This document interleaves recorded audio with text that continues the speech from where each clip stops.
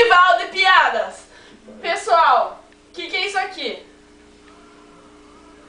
É um aleijado jogando basquete. Muito bem. Cadeirante. Aqui.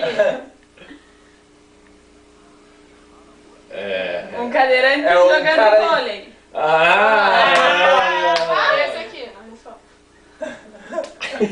Um cadeirante aleijado. Não. Um anormal. O cara jogando truco. Não. Grudando zap nas delas. Não. O que é?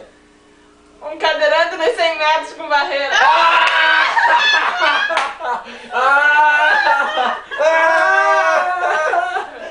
Muito bom, Vai com você.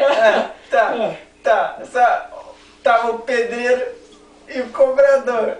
Aí o pedreiro falou pro cobrador: porra, na vida é tudo concreto. Aí o cobrador: é tudo passageiro. Vai. Você. Entendeu? É passageiro. Eu não sei o que eu vou cantar. O Joãozinho tava na escola, assim, né? Daí a professora passou uma lição de casa pra uma semana, assim, cada um tinha que escolher uma cor diferente da do outro. Daí na outra semana, assim, né? Ele perguntou pra mãe dele, a mãe dele falou laranja fosforescente. Daí ele falou, ninguém vai saber essa, né? Daí ele chegou lá, né? Daí ele era o último, era o Zezinho, né? Ele era o último da chamada. Daí foi lá, né? A Ana. Ela falou azul, daí a Bianca falou verde, né? Daí chegou nele assim, né? No último, no penúltimo, né? Era o Wellington.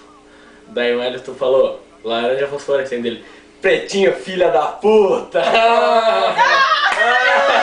Eu posso contar a minha já? Vai. Obrigada. A menina foi andar de bicicleta pela primeira vez sem rodinha, né? Ela tava de bicicleta e o pai dela vendo ela andando de bicicleta assim: olha, pai, sem as mãos! Olha, pai, sem os pés! Aí o pai olhou bem pra